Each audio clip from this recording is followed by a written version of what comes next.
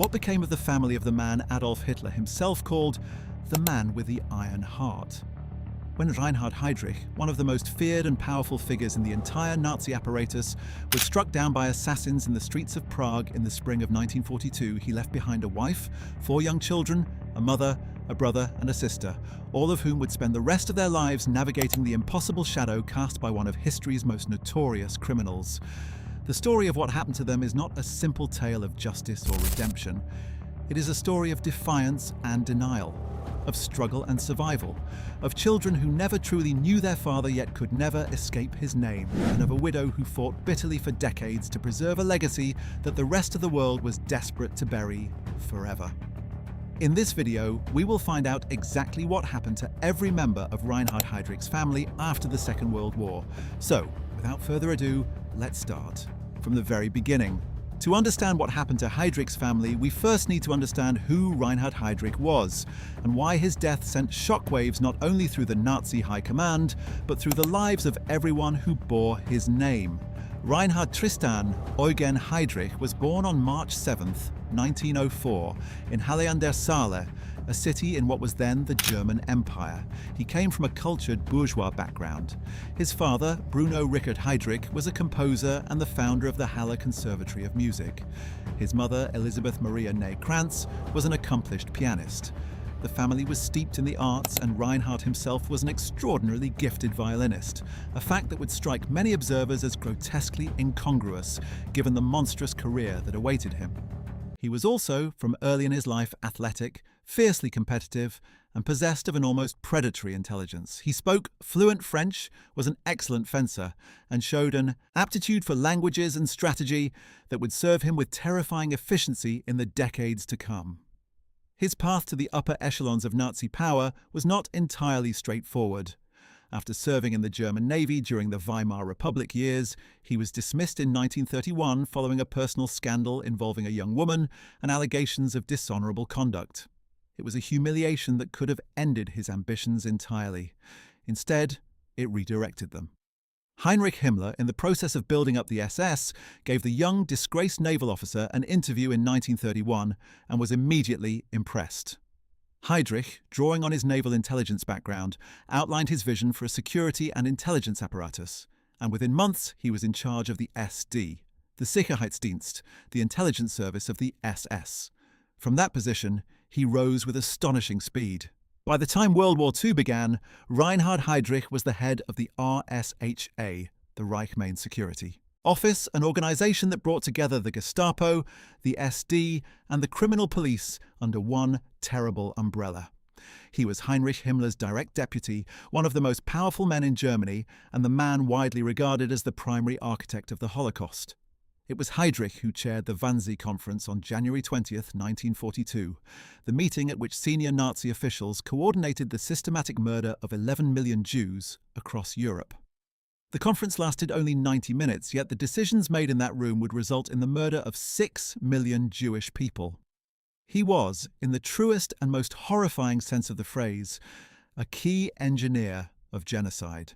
But before his death, before Operation Anthropoid and the bomb on a Prague street, there was also a private man. There was a husband, a father, a son. And it is the fate of those who loved him or who were bound to him by blood that this video concerns itself with.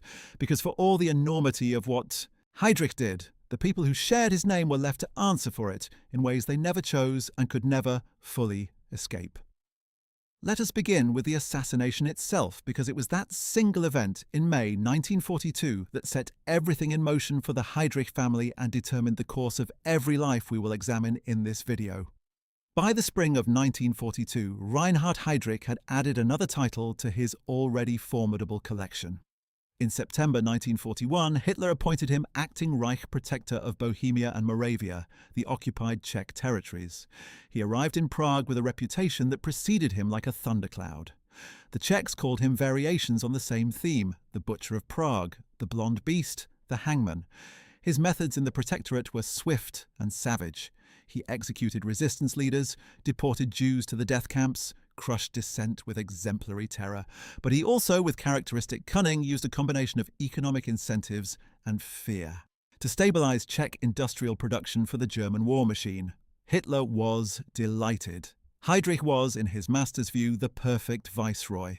So perfect, in fact, that there was growing talk within the Nazi high command that he was being groomed for even greater responsibilities after the war, potentially to replace Himmler entirely or to be given responsibility for the occupation of France. It was precisely this combination of his importance to the regime and the terror he had inflicted on the Czech people that made Heydrich a target for the Czech government in exile, operating from London under President Edvard Beneš. In the autumn of 1941, the Czech and Slovak governments in exile, with the approval and logistical support of the British Special Operations Executive, began planning the most audacious assassination operation of the entire war. The mission, codenamed Operation Anthropoid, involved parachuting a small team of specially trained soldiers into occupied Czechoslovakia to kill Heydrich. The men chosen for the actual assassination attempt were Josef Gabčík, a Slovak, and Jan Kubiš, a Czech. They trained at special facilities in Britain, parachuted into Czechoslovakia in the early hours of December 29, 1941, and spent months preparing, hiding with local resistance families in Prague, and waiting for the right opportunity to present itself. That opportunity came on the morning of May 27, 1942. Heydrich had taken to travelling through Prague in an open-topped Mercedes-Benz staff car, an act of deliberate theatricality, a demonstration that he feared no one. He commuted daily between the Panenské Břežany estate north of Prague, where his family lived, and Prague Castle, where he maintained his offices as Reich Protector.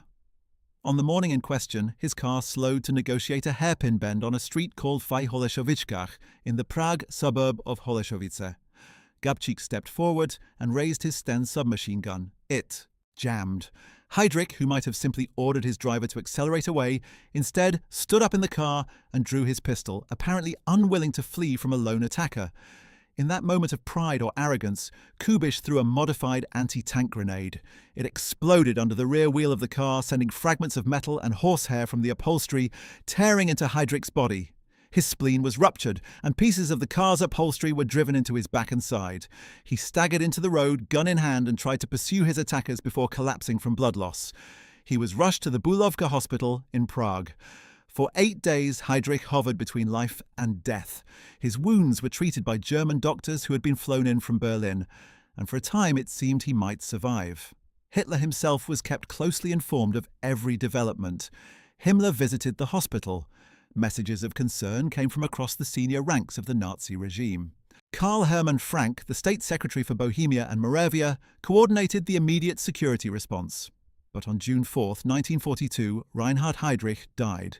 He was 38 years old. The cause of death was septicemia, almost certainly aggravated by the horsehair from the car's upholstery that had been driven deep into his body cavity and which the surgeons were unable to fully remove. Some historians have also suggested that the quality of German medical care was ironically a factor, with certain treatment decisions being made that may have worsened his condition. The reaction in Berlin was one of shock and fury. Hitler ordered a massive reprisal operation in Czechoslovakia, and in his home in the Bohemian countryside in the Grand Estate at Panenské Břežany, north of Prague, Lena Heydrich received the news that would reshape every remaining day of her life. Lena Mathilde Heydrich, née von Osten, had been born on June 14, 1911, in Fehmarn, a small island in the Baltic Sea off Föhr, the coast of what is now northern Germany. She came from a family with conservative, nationalist leanings, and her encounter with Reinhard Heydrich, which occurred at a naval dance in Kiel in December 1930, had been immediate and intense. Their courtship was swift, and their engagement even swifter, though it was complicated by the fact that Heydrich was, at the time, involved with another woman named Lena von Osten, was not the only woman in his life. That earlier relationship, and his failure to handle it honourably, contributed directly to his dismissal from the Navy in April 1931, after a naval honour court ruled that his conduct had been improper. Lena, far from distancing herself from him after this scandal, stood by him. She had been introduced to National Socialism by her brother, and she was already a convinced believer in the ideology. She and Reinhard married on December 26, 1931, in a ceremony that was attended by Heinrich Himmler, who was by this point already the man Heydrich was working with to build the SS security apparatus. Over the years that followed, as Heydrich's power grew to extraordinary heights, Lena moved within the highest circles of the Third Reich. She met Hitler, Himmler, Göring, Goebbels, and virtually every other senior figure in the Nazi hierarchy. She was a formidable personality in her own right, strong-willed, opinionated, and not easily intimidated even by her husband's fearsome reputation. She was also, by most accounts, genuinely devoted to him, and he to her, in the complicated way that was possible between two people who shared a ruthless ideology and a taste for power. Contemporary accounts describe Lena as a woman of considerable personal presence, someone who was not merely a passive appendage to her husband's career, but an active participant in the social and ideological world of the Nazi elite. She had strong opinions about policy, was not afraid to express them, and was known to argue with her husband on domestic and personal matters in ways that most people would not have dared argue with one of the most dangerous men in Germany. They had 4 children together during the years of the Third Reich. The eldest, Klaus, was born on July 17, 1933. The second, Haida, arrived on December 23, 1934. A daughter, Silke, was born on April 9, 1939, just months before the outbreak of the Second World War. And the youngest, another daughter named Marte, came into the world on July 23, 1942, more than 6 weeks after her father had already died from his wounds in the Prague hospital. Marte was, in the most literal possible sense, a child born into the aftermath of her father's death, a child who would never know him except through the accounts of others. When the news of Heydrich's death reached Lena at Panensky Brzeżany, she was heavily pregnant with Marte. She had known that the attack had taken place on May 27th, had known for 8 days that her husband was fighting for his life in a Prague hospital, and had presumably spent those 8 days in an agony of uncertainty. When the news came on June 4th that he had died, she was 30 years old, pregnant with her 4th child, and a widow. The Nazi state gave Heydrich a state funeral of enormous pomp and spectacle, deliberately designed to honour the fallen hero and to signal both grief and the promise of terrible retribution. His coffin lay in state in Prague Castle, the symbol of his authority as Reich protector, and tens of thousands of Czechs, many compelled to attend, filed past it. The cortege then moved to Berlin by special train, where another ceremony was held at the Reich Chancellery. Hitler himself delivered a lengthy and emotional eulogy, praising Heydrich as one of the finest men the German race had produced, calling him a man who had lived and died as a true National Socialist hero. Heydrich was buried with full military honours in Berlin's Invalids Cemetery, the resting place of some of Germany's greatest military figures through the centuries. Lena stood at the graveside, widowed, pregnant, surrounded by the most powerful men in Germany. But even as the Third Reich mourned with its full theatrical apparatus, the reprisals for Heydrich's death were already underway, and those reprisals would form one of the most terrible chapters of the entire occupation of Czechoslovakia. The Nazis were not content with hunting down the specific individuals responsible. They wanted to inflict collective punishment on the Czech population as a whole, to demonstrate what happened when one of Hitler's most valued lieutenants was touched. The scale and savagery of the response exceeded even the usual standards of Nazi terror in occupied Europe. The Nazis' vengeance for Operation Anthropoid was swift, comprehensive, and monstrous. On June 10, 1942, 6 days after Heydrich's death, the entire village of Lidice, located near Kladno in Bohemia, was destroyed. The SS and German police units surrounded the Jał village before dawn. They had decided, on the basis of false and fabricated intelligence, that the village had connections to the British agents responsible for the assassination. Every man and boy in Lidice over the age of 15, 173 people in total, was taken out and shot against the walls of a local farm that same morning. The women of the village, 184 in total, were loaded onto trucks and transported to Ravensbrück concentration camp, where many of them subsequently died from the brutal conditions. 90 children were taken into German custody. Most of them were deemed unsuitable for Germanization and were killed by carbon monoxide poisoning at the Chelmno extermination camp. The village itself was burned to the ground, the ash bulldozed into the earth, the very wells filled in with rubble.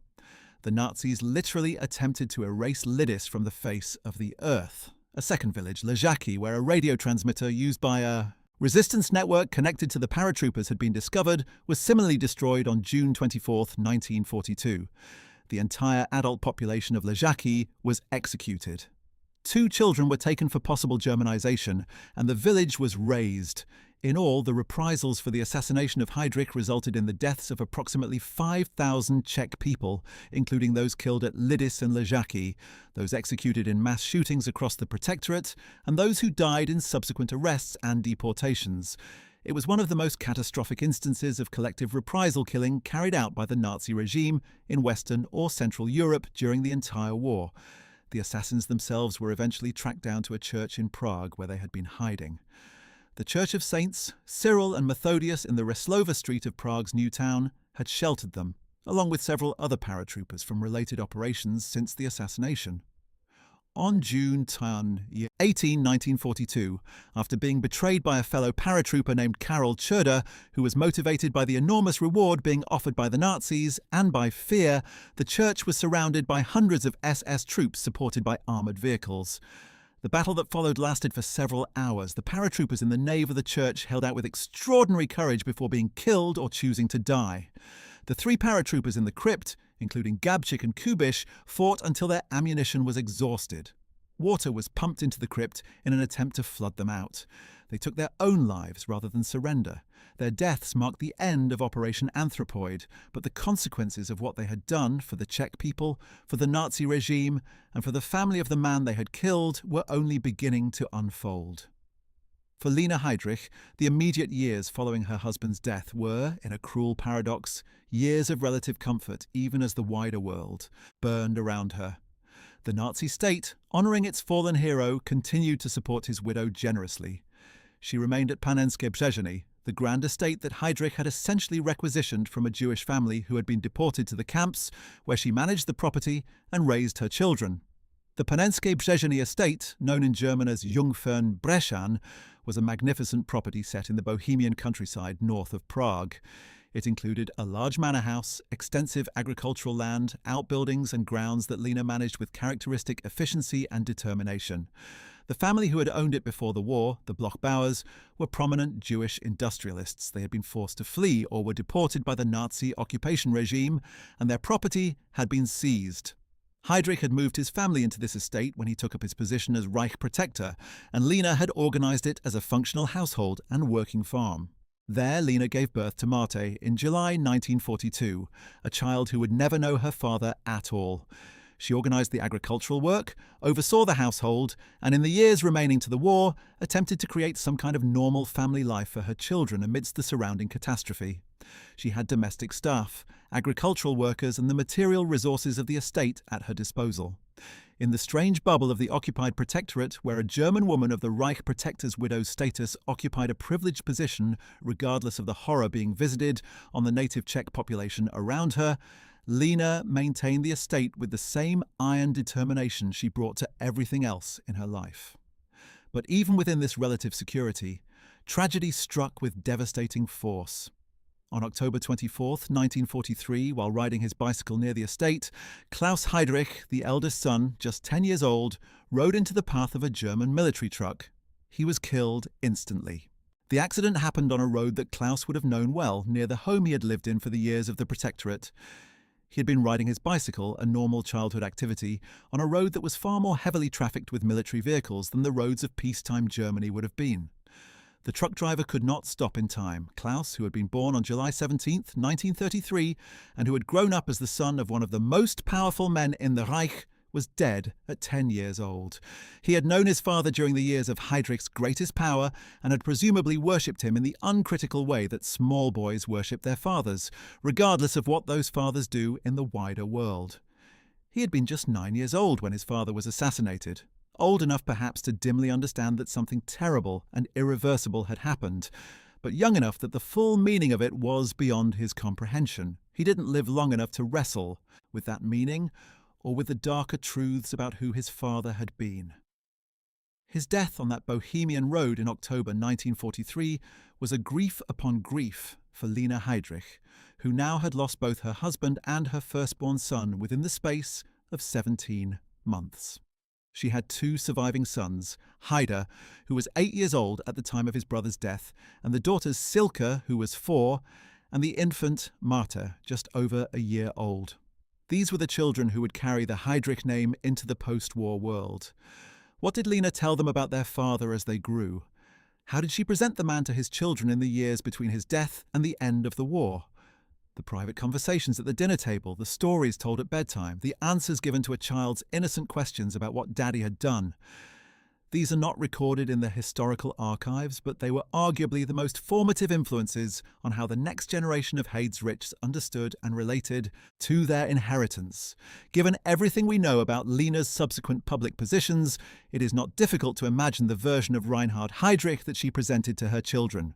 He would have been presented as a hero, a warrior for Germany, a man who had given his life for his country and been taken from them by enemies who were also Germany's enemies. The ideology he had served, the crimes he had committed, the horror that the historical record would subsequently reveal in such overwhelming detail, none of these would have featured in Lena's domestic narrative. She would have given her children a father to be proud of. That was, after all, what she herself believed. The tragedy, from the perspective of those children, was that the version of their father they received in those early years was so radically at odds with the version that the wider world would eventually present to them. The collapse of the Third Reich in the spring of 1945 shattered the world that had sustained Lena and her children at Panenske Brzeziny. As Soviet and Allied forces closed in on Germany and the Nazi state disintegrated around her, Lena faced a future that was suddenly terrifyingly uncertain. She was the widow of a man who had been one of the most senior architects of genocide in human history. She was living in occupied Czech territory that would shortly be liberated and reclaimed by the Czechoslovak people who had suffered under her husband's rule, and she had 3 young children in her care. When the war ended in May 1945 and the Czechs reasserted control over their country, the consequences for Lena were immediate and dramatic. She was expelled from Czechoslovakia, along with the millions of Sudeten Germans and Reich Germans who had flooded into the country during the occupation. This expulsion was part of the enormous post-war population transfer that moved an estimated 12 to 14 million ethnic Germans out of Eastern Europe, an operation sanctioned by the Allied powers and carried out with varying degrees of order and brutality across different regions. Lena was stripped of the Panenske Brzeziny estate, which was returned to the Czech state and in due course became the property of the Czechoslovak government. She and her children were essentially pushed westward with whatever they could carry. The estate that she had managed with such determination, the home where her youngest children had been born and where her eldest had died, passed out of her hands forever. She left behind the grave of Klaus, the agricultural enterprise she had built, and the last physical connection to the years of her husband's greatest power. In the post-war chaos of Central Europe, millions of people were making similarly wrenching departures from places they had come to think of as home, but few of them were departing from homes that had been taken from Jewish families just years earlier. They ended up in Bavaria, in a country that was ruined, occupied, and slowly trying to come to terms with the magnitude of what it had done. For Lena Heydrich, these early post-war years were a severe material and psychological shock. The wealth, the status, the comfortable estate, the support of the Nazi state, all of it was gone. She found herself a widow in reduced circumstances, with 3 children to feed and educate, in an occupied country that was conducting a systematic attempt to identify, try and punish everyone who had played a significant role in the crimes of the Third Reich. The Allied occupation authorities were running denazification proceedings across all 4 zones of occupied Germany, and anyone with Lena's profile was certain to attract attention. Whether she herself would face criminal proceedings was an open question in the immediate post-war period. She was interrogated extensively by Allied investigators. She was called to give testimony in various proceedings connected to the trials of her husband's former subordinates and colleagues. The question of whether Lena could be directly implicated in criminal activities, rather than simply being the widow of a war criminal, was examined and ultimately resolved against prosecution. The evidence available to investigators at the time was insufficient to support specific criminal charges against her personally, and the focus of the major prosecutions was on those who had directly participated in the planning and execution of specific crimes rather than on family members of perpetrators. However, Lena did face denazification proceedings under the Allied Control Council's directives, which applied to all Germans and required individuals to be assessed for their degree of involvement with the Nazi regime. She was ultimately classified at a level that carried financial penalties and various restrictions, but did not involve imprisonment. The specific classification that was applied to her and the financial penalties that resulted varied over time. and were subject to appeals and revisions in the years that followed. What the denazification proceedings made clear was that Lena was considered an active participant in the Nazi world, rather than a passive bystander, but that the threshold for criminal prosecution was not met in her case. This outcome, which Lena would have considered an injustice in the opposite direction, since she regarded herself as innocent of any wrongdoing, set the stage for the decades of legal and financial battles that followed. Now, what happened next for Lena is perhaps one of the most extraordinary and, to many observers, disturbing sagas of post-war Germany. Rather than retreating into obscurity, rather than adopting a posture of shame or silence, Lena Heydrich spent the decades after the war fighting back. She fought for her widow's pension with relentless determination. She fought to recover whatever assets could be recovered. She fought against what she consistently described as the unfair historical treatment of her husband and herself. She maintained contact with networks of former SS members and their families, and ultimately, she wrote a book that encapsulated her worldview and her defiance in the most public possible way. The pension battle was the most prolonged and, in terms of its broader implications, the most significant of Lena's post-war legal struggles. In the Federal Republic of Germany, founded in 1949, the pension laws were a complex and often contradictory legacy of both the Weimar Republic's civil service provisions and the practical necessities of rebuilding a functioning state. Widows of men who had served in official government positions were generally entitled to pensions based on those positions, provided certain conditions were met. Heydrich had held some of the most senior positions in the Nazi state, with ranks and salaries to match, and in purely formal terms this should have entitled his widow to a substantial pension. But there were complicating factors that the courts would spend years trying to resolve.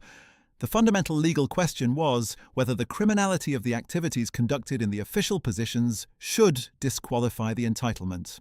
If Heydrich's role as head of the RSHA constituted participation in criminal organizations and criminal activities, which the Nuremberg tribunals had definitively established to be the case, should the widow of such an individual be able to claim a pension based on that criminal role? Different courts gave different answers to this question at different times, and the proceedings became a kind of running commentary on West Germany's ongoing, agonized relationship with its Nazi past. In the 1950s, when many former Nazis were being quietly reintegrated into West German society and the denazification process was being wound down or circumvented, there was considerable political pressure to simply resolve these pension questions in a way that would allow former Nazi families to settle down and stop drawing attention to uncomfortable histories. In the 1960s and beyond, as the public reckoning with Nazism intensified, the opposite pressure applied. Lena's specific pension case went through multiple rounds of the German court system over a period of more than 2 decades, from the late 1940s into the 1970s. At various points, she received partial awards. At other points, those awards were challenged by the state or by intervening parties. The proceedings generated substantial press coverage, which Lena found both useful and maddening. Useful because publicity kept her cause in the public eye and reminded people that she was fighting for what she insisted were her legitimate rights. Maddening because the press coverage invariably framed the issue in terms of her husband's crimes, connecting any discussion of her pension entitlement to the Holocaust and to the specific horrors of the RSHA and the Einsatzgruppen and the Wannsee Conference. There was, from her perspective, a fundamental injustice in this framing, because she was trying to fight a bureaucratic and legal battle and kept finding herself sucked back into the historical and moral one. The eventual outcome of Lena's pension proceedings, which came in the early 1970s after more than 2 decades of litigation, was a compromise that satisfied no one entirely. She received some pension entitlement, though at a level that critics regarded as inappropriately generous given the source of her husband's official rank, and that Lena herself regarded as inadequate compensation for what she was owed. The proceedings left a bitter taste in German public opinion and contributed to subsequent changes in German law that made it harder for the families of Nazi perpetrators to claim pension benefits based on criminal official roles. In this ironic way, Lena Heydrich's persistent legal battles actually contributed to the eventual strengthening of legal provisions that other perpetrator families might have hoped to exploit. Throughout all of this, Lena Heydrich was also engaged in what might be called the cultural battle for her husband's memory.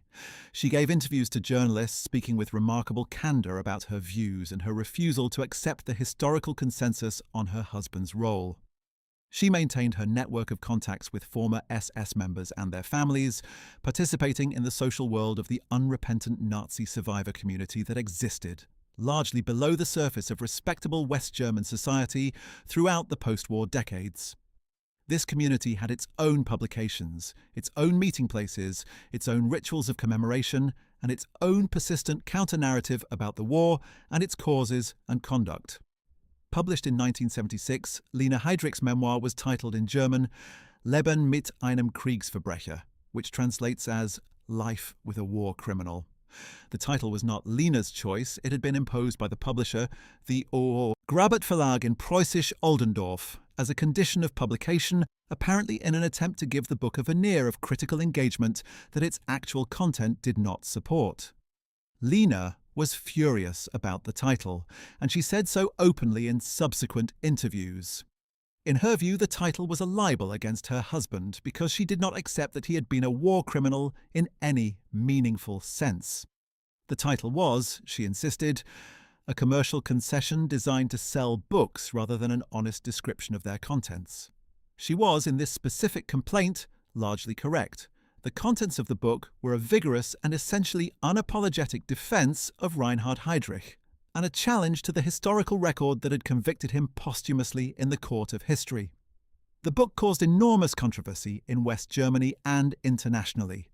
Historians were outraged by its revisionism and its dismissal of documented evidence. Reviews in major German newspapers were withering. Survivor organizations condemned it, but the book found its audience among the community of people who wanted to believe that the accepted historical account of the Nazi leadership was distorted or exaggerated, and it sold well enough to provide Lena with some financial benefit. It also gave her a renewed platform, and she used it. In the years following the book's publication, she gave additional interviews, appeared on radio programs, and generally maintained a public profile that made her one of the most visible and most controversial figures among the survivors of the Nazi elite's inner circle. The reaction of her surviving children to the book's publication is not extensively documented in the historical record. Haider, then in his early 40s and living a private life as a businessman, would have found himself once again thrust into public association with his father's legacy in the most prominent possible way. His mother's publication was not simply a private act, but a public declaration, a throwing down of the gauntlet to the historical consensus, and by its very existence it made anyone named Heydrich into a public figure whether they wished to be or not. Silke and Mate, who had both been working to maintain the lowest possible profile, would have experienced the book's publication as a renewed intrusion into the private lives they were trying to construct. The tensions within the Heydrich family about how to navigate the weight of their shared name, tensions that were almost certainly present throughout the post-war years, were presumably at their most acute in the aftermath of Lena's decision to publish. One particular episode in Lena's post-war life that reveals the extent of her ongoing connections to the Nazi survivor network deserves specific mention. In the 1960s, Lena was identified as one of the participants in a network that provided financial and logistical support to former SS members who were facing legal proceedings in West Germany. This network, which overlapped with but was not identical to Stille Hilfe, drew on the social connections of the Nazi elite and their families to channel assistance to individuals who might otherwise have been left to face justice alone. Lena's involvement in these activities was documented by German investigative journalists and by government agencies monitoring neo-Nazi and revanchist organizations in the Federal Republic. The activities did not result in criminal charges against her, but they added to the picture of a woman who was not simply a widow trying to live a quiet life, but an active participant in an ongoing ideological and social community that had not relinquished its commitments. This brings us back to the broader question of what this environment meant for the children who grew up within it. For Haider, who was the oldest of the surviving children and therefore the most fully formed when his father died and the most exposed to his mother's world in the years that followed, the consequences were profound and lasting.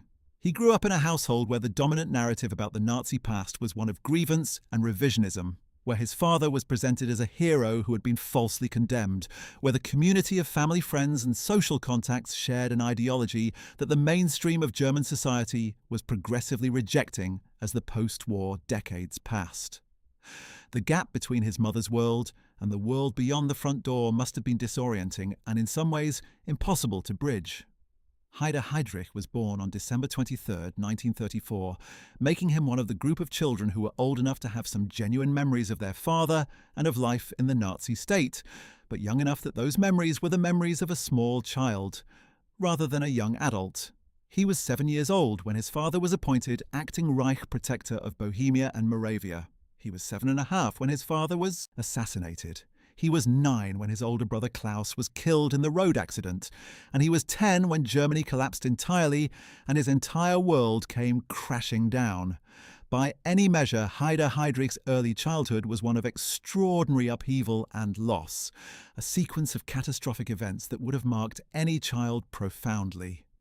Growing up in post-war Bavaria with his mother and sisters, Haida came of age in a society that was systematically, if imperfectly, grappling with the crimes of the regime his father had helped lead. He attended school in a country that was beginning to confront what had happened. He bore a name that was increasingly associated not just with the general horror of Nazism, but with specific, documented, catastrophic crimes. The Wannsee Conference, the RSHA, the Protectorate, the Einsatzgruppen, the coordination of the Holocaust. These were not abstract historical facts, but biographical details about his father. Every book that mentioned these events, every history class that covered the final solution, every survivor testimony that described the machinery of persecution and murder was in some sense also a description of what his father had built and run. Haida Heydrich became, by all available accounts, a man who tried to lead an ordinary life while carrying an extraordinary burden. He went into business and worked as an entrepreneur, spending much of his working life in the food industry in Germany. He settled in the Federal Republic and married, had children of his own, built what appears to have been by outward measures a private and relatively unremarkable bourgeois existence. But the question of his father was never far from the surface. In the 1960s, as the broader German society engaged in increasingly painful public debates about the Nazi past, individuals with the kind of direct family connection that Haida had could not easily remain invisible. His name appeared in books and newspaper articles about his father. He was contacted by journalists, historians, and filmmakers. He found himself having to navigate a relationship with his father's legacy that was far more complicated than simple acceptance or repudiation could resolve. In various interviews and public statements over the decades, Haida Heydrich occupied an unusual and in some ways uncomfortable position. He did not, like Gudrun Himmler, become a public defender of his father's ideology and memory, attending SS reunions and working through organizations like Stille Hilfe to support former perpetrators. But he also did not, like Nicholas Frank, the son of Hans Frank, become a fierce and unsparing public denouncer who wrote books cataloguing his father's crimes and expressed unambiguous contempt for what his father had done. His position was more ambivalent, more personal, more centered on the complexity of being a child who had loved a parent without knowing that parent as the world came to know him. In some interviews, he, in some, spoke with apparent sincerity about the difficulty of reconciling the father he remembered as a small child with the historical figure that the records revealed. He expressed what seemed to be genuine discomfort with the magnitude of his father's crimes. He acknowledged the historical reality of the Holocaust and did not attempt to minimize it in the way his mother had. But he was also protective of certain aspects of his personal memory, and his relationship with his father's legacy was never one of clean, uncomplicated condemnation. He maintained a certain distance from the most damning historical assessments, and this distance, whatever its psychological necessity, was something that critics found inadequate given the specific scale of what his father had done. What would it have meant for Haida to fully and publicly condemn his father? It would have meant saying, in effect, that the central figure of his early childhood, the person around whom his earliest memories were organized, was one of the most evil men who has ever lived. It would have meant accepting not just the abstract historical verdict, but the personal and emotional implications of that verdict. It would have meant the destruction of the only private image of a father that he had ever had, in favor of the public historical image that the world had constructed. For a person of conscience who also retained genuine childhood memories of a father's presence, this is an almost unimaginably difficult thing to do. It does not excuse the failure to do it fully, but it explains it. Haidar lived to a remarkably advanced age. He was 86 years old when he died on December 24, 2020, dying on Christmas Eve, just one day after what would have been his 86th birthday on December 23rd. He had outlived his mother by 35 years, his brother Klaus by 77 years, and had lived long enough to see Reinhard Heydrich become one of the most studied and written about figures of the entire Nazi era, the subject of multiple full-length biographies, hundreds of academic papers, and numerous film and television productions. He had lived through the founding of the Federal Republic in 1949, through the construction and then the fall of the Berlin Wall in 1989, through the reunification of Germany in 1990, through the 60th, 70th, and 75th anniversaries of the end of the Second World War, each one bringing new waves of historical reflection and renewed scrutiny of the figures who had shaped that catastrophe. In his final years, Haidar Heydrich reportedly lived a quiet and largely private life. The public appearances and interviews that had punctuated his middle years became rarer as he aged. He seems to have found, if not peace exactly, then at least a way of living with the weight he carried. The fact that he survived into the 21st century, dying in December 2020, meant that he was one of the last living direct connections to the world of the Nazi leadership, one of the last people who could say with literal biographical truth that Reinhard Heydrich had been a figure in his early childhood. When he died at the end of 2020, during the extraordinary isolation of the COVID-19 pandemic, a final thread connecting living personal memory to one of the darkest chapters of the 20th century was severed. The news of Haidar Heydrich's death was noted in the German press with brief, factual reports. He was identified as the son of the assassinated Reich protector, his connection to one of the most notorious figures of the Nazi era, duly noted, and then the reports moved on. There was no great outpouring of public grief, no lengthy obituaries assessing his contribution to the public reckoning with the Nazi past, no monuments or memorials. He had lived and he had died, carrying his name and his history to the end, and the world noted his passing briefly and moved on to other things. There is something both fitting and slightly melancholy about this. A man who had spent his life trying to find a way to be simply himself, rather than merely his father's son, who died and was remembered primarily as his father's son. That was the final weight of the Heydrich inheritance. Of all Heydrich's children, Silke is the one about whom the public record is the sparsest, because she made the choice, more consistently than her brother Haidar, to live entirely outside the public eye. Silke Heydrich was born on April 9, 1939, in the months before the outbreak of World War II, and was therefore just 3 years old when her father was assassinated in 1942, and just 6 years old when the war ended. The images that exist of her as a child show a girl photographed with her parents at official functions, part of the tableau of Nazi domesticity that the regime periodically presented to its population as evidence of its leaders' wholesome normalcy. After the war, she largely disappeared from the public record. She grew up in the Federal Republic, raised by Lena in the difficult post-war years and navigating the same challenges of name and identity that all of Heydrich's children faced. She appears to have made the consistent decision to seek and maintain maximum privacy. She gave virtually no interviews, made no public statements, and structured her life around keeping as great a distance as possible from the notoriety attached to her surname. The question of what it means to bear a name like Heydrich in post-war Germany is not a trivial one, and Silke would have encountered it at every stage of her life. In school, in professional contexts, in any situation where an introduction required her to say who she was. There is a particular quality of social invisibility that some survivors of the Nazi era and their children have cultivated as a survival strategy, a learned art of not being seen, of keeping a low profile, of avoiding any context where the name might be recognized and the questions asked that inevitably follow recognition.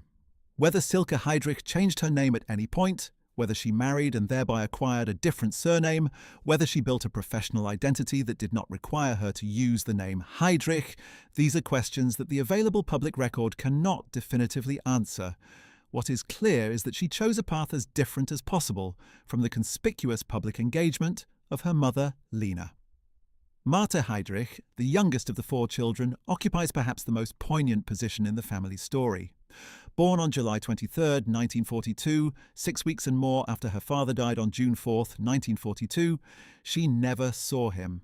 She was not merely an infant who had lost her father at a young age, like Silke, who was 3 when Reinhard died. She was a child who was born into the already established absence of her father, a child for whom the word father was from the very beginning a category populated not by memory or experience, but only by story and history.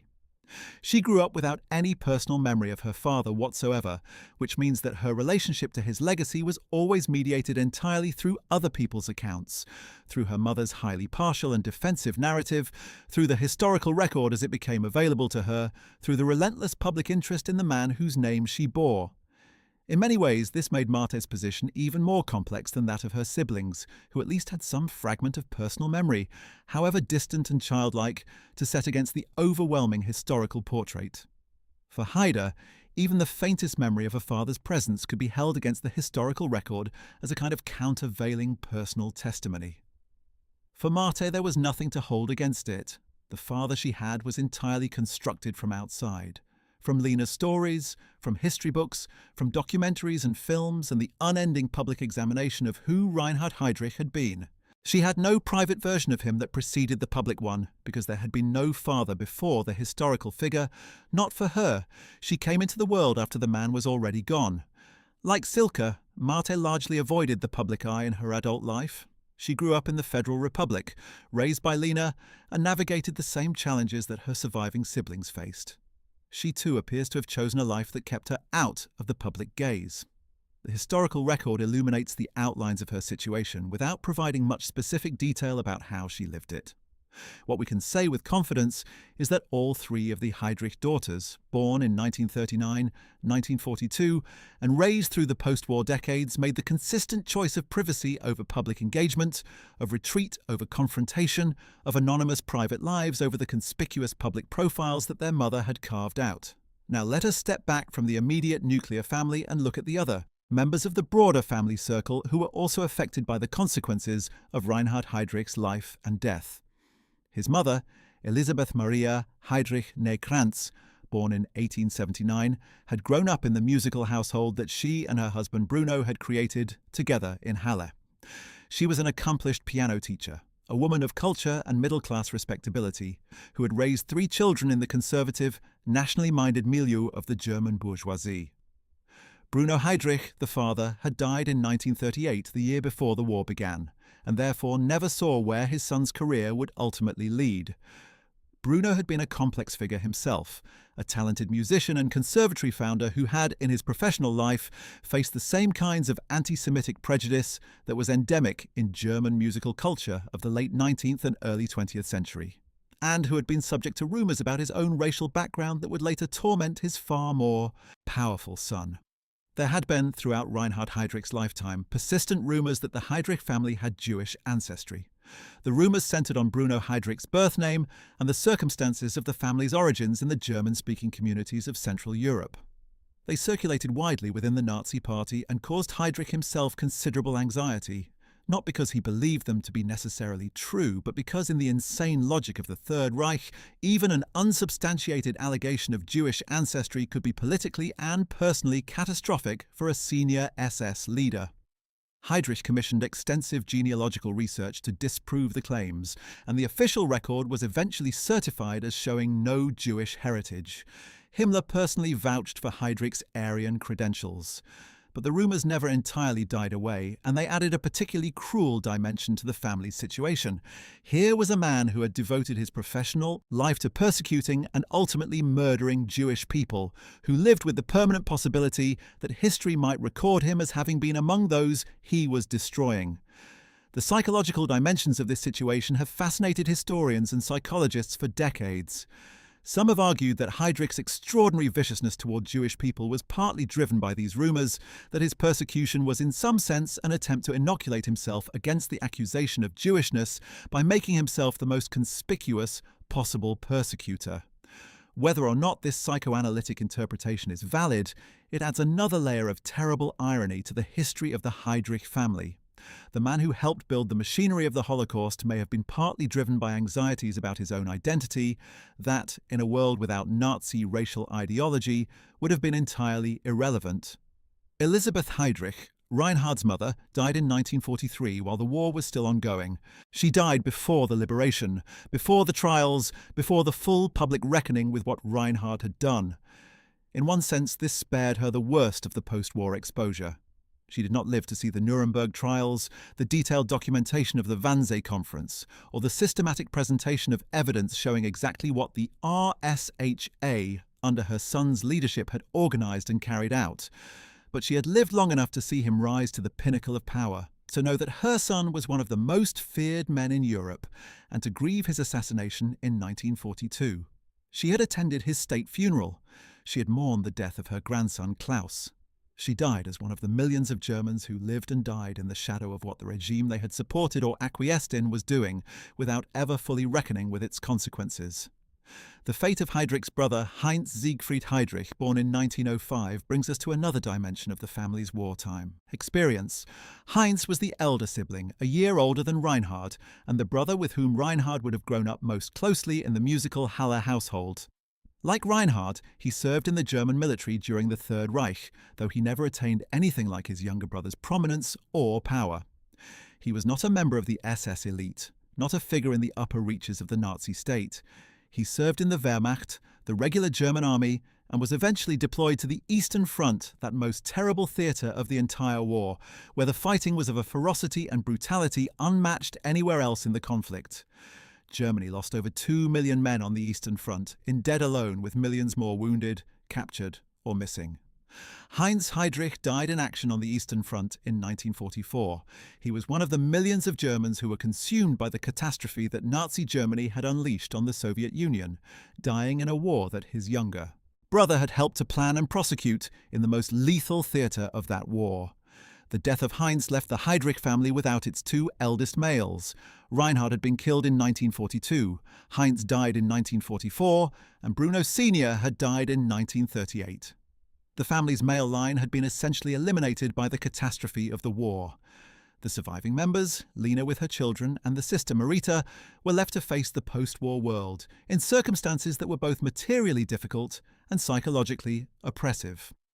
Marita Heydrich, Reinhard's sister, led a more obscure existence after the war and left even less of a trace in the historical record than her brothers had. She too carried the name and the history, in a generation that was already somewhat removed from the direct question of perpetration, though not from the question of proximity and association.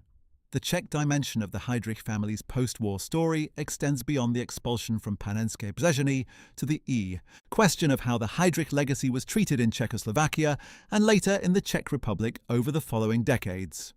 For the Czechs, Heydrich was and remains one of the most hated figures in their modern history, a foreign oppressor whose rule was characterized by terror, deportation, and murder, and whose assassination was one of the most dramatic and celebrated acts of resistance of the entire war. The memory of Lidis, the village destroyed in reprisal for his death, became a central element of Czech national identity and of the broader global memory of Nazi barbarity. After the war, the Czech government undertook extensive efforts to document and commemorate the crimes of the occupation and the heroism of the resistance. The Church of Saints Cyril and Methodius, where the paratroopers made their last stand, was restored and made into a memorial. The bullet marks from the June 18, 1942 battle were preserved in the church walls as a permanent memorial to the courage of Gabčík, Kubiš and their comrades. A museum in the crypt commemorates both the paratroopers and the Czech civilians who helped them at the cost of their own lives. The site became and remains one of the most significant memorial spaces in Prague, drawing thousands of visitors each year and serving as a permanent reminder of what the Nazi occupation had meant and what it had cost to resist it. The rebuilt village of Lidis, which rose from the ashes in the years after the war through a combination of national determination and international solidarity, became one of the most symbolically important memorial sites in all of post-war Europe. The original village site was preserved as a memorial garden, with a rose garden containing roses donated by individuals and organizations from around the world, and a haunting bronze sculpture depicting the 82 Lidis children who were taken by the Nazis and killed. The names of all the Lidis victims are recorded on memorial plaques. New village was built nearby, and the surviving women who returned from Ravensbrück concentration camp rebuilt their community there, determined to prove that the Nazis' attempt at erasure had failed. Lidis lives runs the slogan that became the village's post-war motto, and it does as a community, as a memorial, and as a symbol. For the Heydrich family, and particularly for the children who grew up in post-war Germany learning about the Second World War, the name Lidisser must have had a particular resonance and a particular weight. The connection between their father's death and the destruction of Lidis was direct, documented, and inescapable. It could not be explained away or minimized. Even Lena Heydrich, who was prepared to minimize or deny virtually everything else associated with her husband's record, doesn't appear to have attempted to challenge the historical account of the Lidissee massacre. That was too well documented, too thoroughly established, too viscerally present in the public consciousness to be argued with. The children of Reinhard Heydrich grew up knowing that their father's assassination had been the direct cause of the murder of hundreds of Czech civilians, including 82 children. How that knowledge sits alongside any private memory of a father or any sense of personal identity is something that no outside observer can fully imagine. Let us now turn to consider the broader historical context of how Germany's relationship with the Nazi past has evolved, because this evolution shaped the conditions in which the Heydrich family lived and defined what was expected of them at each stage. In the 1950s, West Germany was a society in which the instinct to look forward rather than backward dominated. The pressing priorities of reconstruction, of building democratic institutions, of integrating the Federal Republic into the Western Alliance, and of dealing with the social and economic dislocations of the post-war period, all pushed against. Sustained national self-examination. The denazification process had been wound down with considerable incompleteness. The Nuremberg trials had dealt with the senior leadership, but the vast middle management of the Nazi terror apparatus had largely been reintegrated into German society, often with remarkable ease and speed. Former Nazis served in the judiciary, in the civil service, in academia, in business, and in politics. The first Chancellor of the Federal Republic, Konrad Adenauer, had himself been persecuted by the Nazis, which gave him a kind of moral authority on the question of confronting the past. But many of the men he appointed to senior government positions had Nazi records of varying degrees of severity. This was not a secret exactly, but it was not a subject of sustained public debate in the early years of the Federal Republic either. The dominant social convention was a kind of collective amnesia, a tacit agreement that whatever had happened during the Nazi years should be left behind so that the new Germany could focus on the present. For the Heydrich family, this culture of amnesia was in some respects convenient. It created a social space in which a widow of a Nazi war criminal could live without constant public stigma, in which her children could attend school and pursue careers without being systematically confronted with their father's history. But it also meant that the reckoning that would eventually come arrived with greater force and disruption precisely because it had been so long delayed. When the German student movements of the late 1960s erupted partly in protest against the incomplete nature of the post-war reckoning with Nazism, when the Frankfurt-Auschwitz trials of 1963 to 1965 brought the specific horror of the death camps into German consciousness in unprecedented detail, when the prosecution of Adolf Eichmann in Jerusalem in 1961 created a global media event around the mechanisms of the Holocaust, the Heydrich children were middle-aged adults. They had grown up in the relative shelter of the 1950s consensus, and now they found themselves in a Germany that was increasingly, sometimes painfully, unwilling to maintain that shelter. The impact of the Eichmann trial deserves particular mention in the context of the Heydrich family. Adolf Eichmann had been one of Heydrich's most important subordinates, the man responsible for coordinating the logistics of the deportations of Jews to the death camps. He had attended the Wannsee Conference, been present for Heydrich's chairing of that meeting, and had been one of the key operational executives of the final solution under Heydrich's authority. Eichmann's capture in Argentina by Israeli Mossad agents in May 1960, his trial in Jerusalem in 1961, and his execution in 1962 were all major international events that brought Heydrich's name back into prominent public discussion. The trial produced extensive documentary evidence and eyewitness testimony about the precise mechanics of the Holocaust, and Heydrich figured prominently in that evidence as Eichmann's superior and the architect of the system Eichmann had implemented. For Haider and his sisters, the Eichmann trial would have represented another wave of public attention to their father's legacy, another surge of historical documentation and public discussion about exactly what Reinhard Heydrich had done. The 1960s and 1970s were decades in which this pattern repeated itself regularly: the Frankfurt Auschwitz trials, the publication of Hannah Arendt's Eichmann in Jerusalem, with its influential concept of the banality of evil, the student movement's demands for public accounting from the older generation, the publication of major historical works on the Holocaust and on specific Nazi leaders, all brought Heydrich's name into circulation repeatedly and in ever more detailed and damning contexts. The publication of Robert Gellatly's work and, most significantly, Günther Deschner's 1977 biography, Heydrich, The Pursuit of Total Power, provided thorough and well-sourced historical assessments of Heydrich's career that systematically demolished any remaining claim that he had been merely a professional functionary rather than a driving ideological force behind the Holocaust. These works drew on the extensive documentary record that had survived the war, including the minutes of the Wannsee Conference, the communications of the RSHA, the reports of the Einsatzgruppen, and the testimony of numerous witnesses and survivors.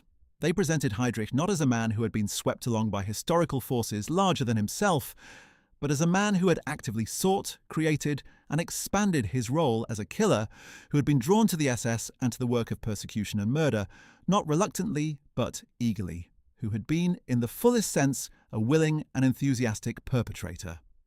Against this accumulating historical record, Lena's 1976 memoir stood as a monument to denial.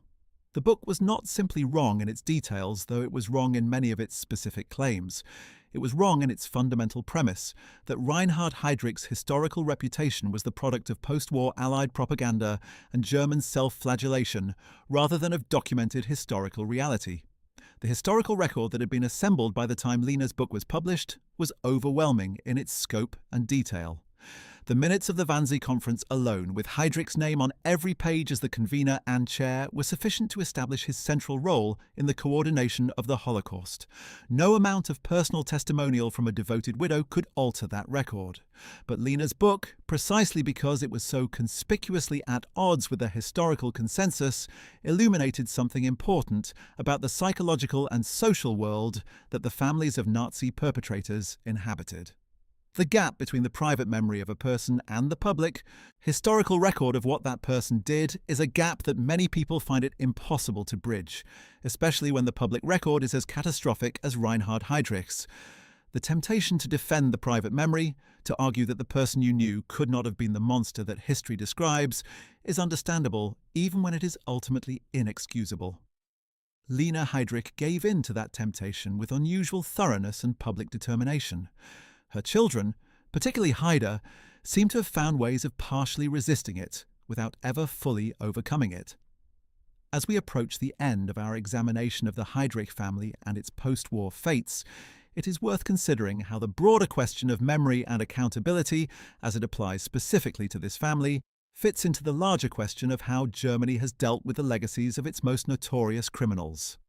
Germany has, over the post-war decades, developed some of the most extensive and thoughtful approaches to historical accountability and memorial culture of any nation that has ever had to reckon with its own atrocities.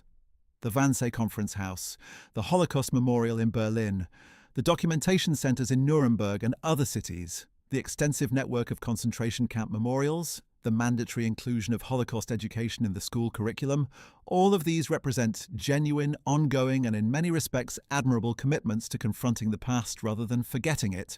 But the families of perpetrators occupy a complicated position within this broader culture of accountability.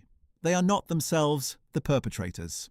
They did not make the decisions, give the orders, or carry out the murders, yet they are directly connected to the people who did, and that connection has consequences. The question of what is owed to history by the children and grandchildren and siblings of mass murderers is one that German society has been working through for the better part of 80 years and has not yet fully resolved.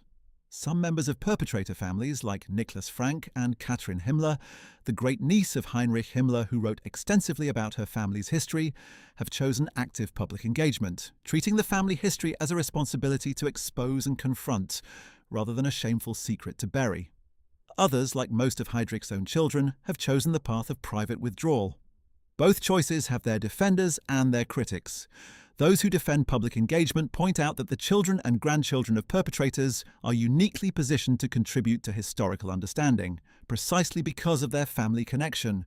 They have access to personal memories, family documents, and perspectives that cannot be obtained from any other source.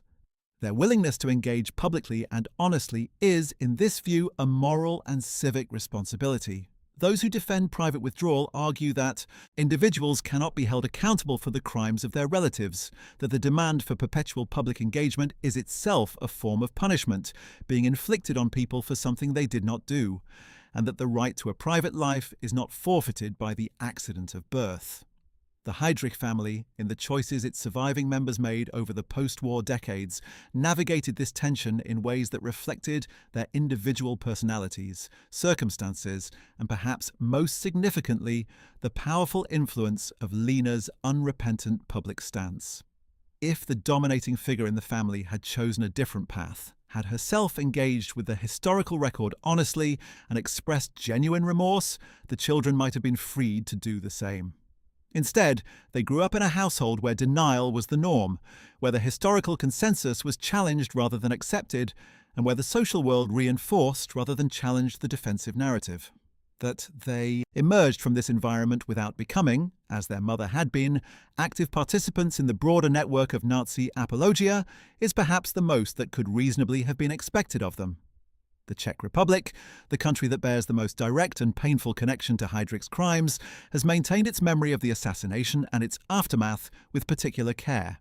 The annual commemorations at the Church of St. Cyril and Methodius, the maintenance of the Lidis Memorial and the rebuilt village, the extensive documentation of the occupation years in Czech museums and archives, all of these represent a sustained national commitment to remembering what happened. The relationship between these acts of Czech memory and the existence of the Heydrich family somewhere in Germany is not one that the Czech institutions explicitly address, but it is present as an implicit dimension of the memorial work. The village of Lidis was destroyed in the name of the man, whose family survived the war. The 82 children of Lidis died so that the Nazi regime could respond to the killing of their killer.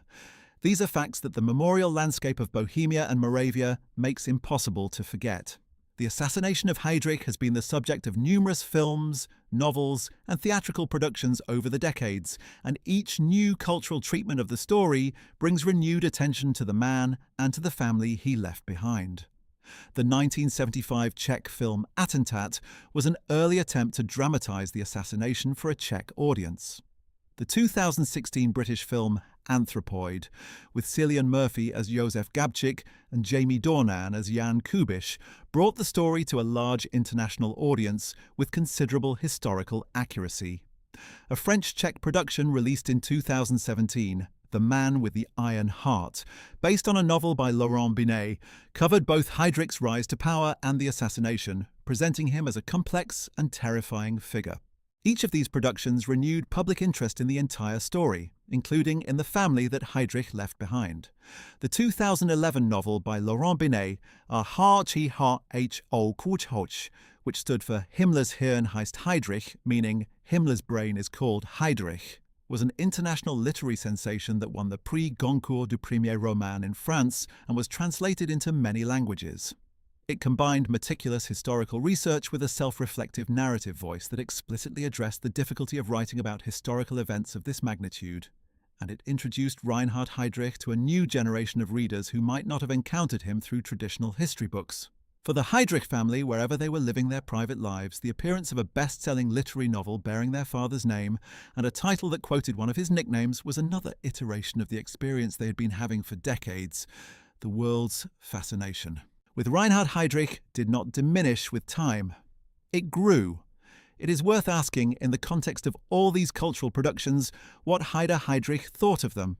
He was alive for most of them, and presumably aware of them, given the prominence of his surname and the near certainty that friends, acquaintances, journalists and strangers made him aware of each new film or book about his father. Whether he watched the films, read the novels, engaged with the historical literature, we cannot say with certainty. What we can say is that his response, insofar as it is documented, was to maintain his characteristic ambivalence, neither embracing the historical verdict fully nor publicly challenging it in the way his mother had. He seems to have watched from the sidelines as his father's story was told and retold, finding no version that fully matched his own private understanding of who his father had been, and choosing not to add his own public contribution to the contested record. Now, as we draw toward the conclusion of this examination of the Heydrich family's post-war lives, let us reflect on what these individual stories, taken together, tell us about the aftermath of atrocity.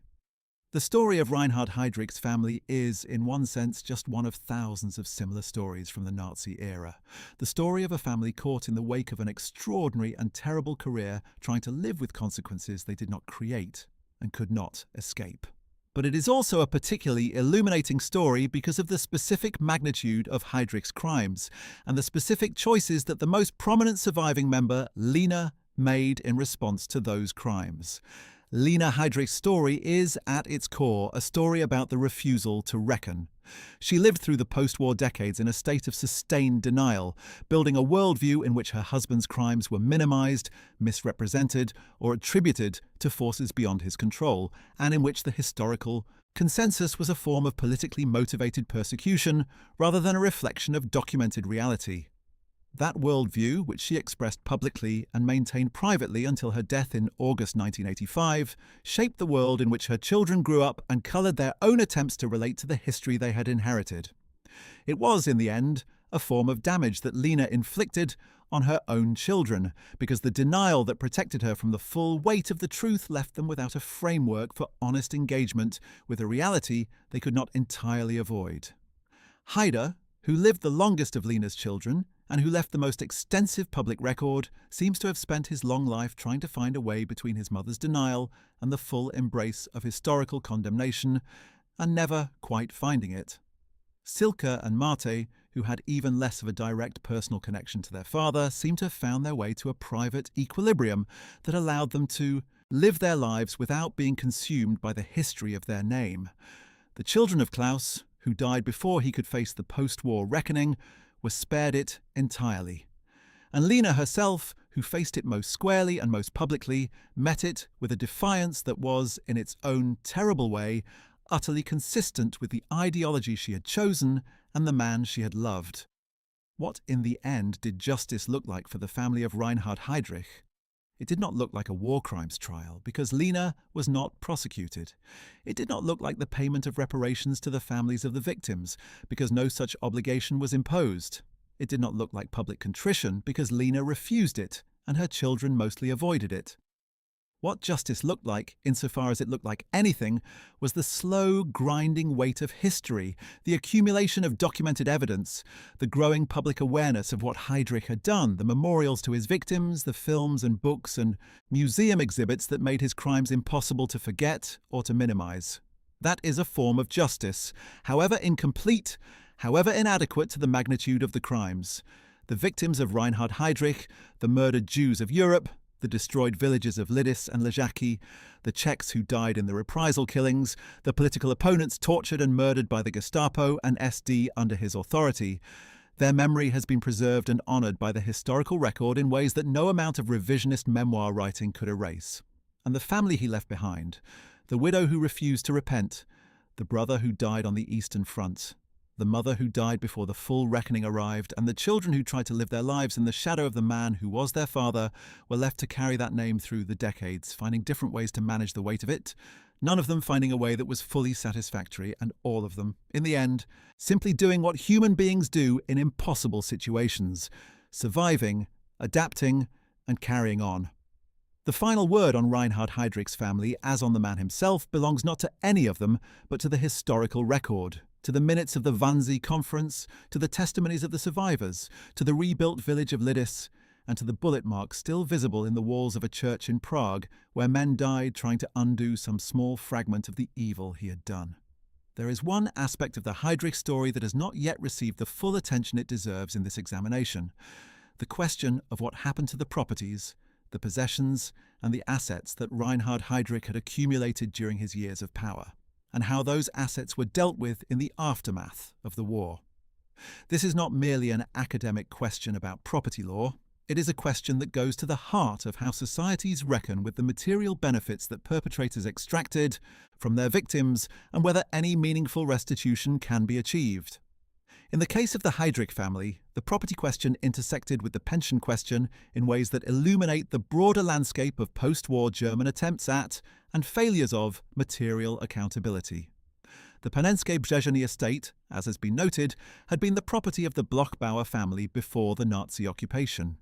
The Bloch-Bauers were a prominent Jewish industrial family from Bohemia with extensive business interests and considerable social standing. They had been among the first wave of people dispossessed when the Nazi occupation machinery began operating in the Protectorate. Their estate was appropriated and assigned to Heydrich when he arrived as Reich Protector, providing him and his family with the grand country residence appropriate to his status.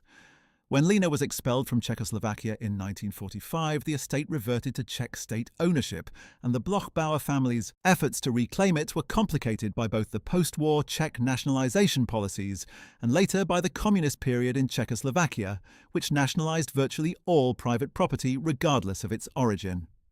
The broader Bloch-Bauer family story intersects in a remarkable and ironic way with another famous restitution case that would eventually capture global attention, the Klimt paintings case. Ferdinand Bloch-Bauer had been the patron and subject of Gustav Klimt's famous 1907 Portrait of Adele Bloch-Bauer I, often called the Woman in Gold. His niece, Maria Altmann, spent years fighting the Austrian government for the return of the Klimt paintings that had been seized from the family during the Nazi period. Her eventual success in a case that went to the United States Supreme Court and resulted in the return of the paintings to her in 2006 became the subject of a major film. The Panenske-Brzeziony estate itself was a separate and less celebrated dimension of the Bloch-Bauer dispossession, but it was part of the same pattern of Nazi theft that the Klimt case brought to international attention. The fact that Lena Heydrich had been living on property stolen from a family whose cultural treasures would eventually become the subject of a landmark restitution case is one of those historical ironies that underlines the interconnectedness of the Nazi crimes and their long aftermath. When Lena and her children left Panenske-Brzeziony in 1945, they took with them whatever personal possessions they could carry, and they left behind not only the estate itself, but a particular chapter of their lives. The Czech village of Panenske-Brzeziony, which had been dominated by the presence of the Reich Protector's family during the occupation years, gradually reclaimed its own identity in the post-war period. Local residents who had been compelled to interact with the Heydrichs during the occupation years to provide labour for the estate, or to navigate the administrative demands of the occupation, now had to make sense of that period in their own terms. The legacy of having had Heydrich's family as their neighbours, however involuntarily, was a dimension of the local memory that persisted for decades. The estate itself went through various uses in the post-war and communist periods, serving different institutional functions before eventually becoming a site of historical interest in the context of the growing Czech tourism around Second World War memorial sites.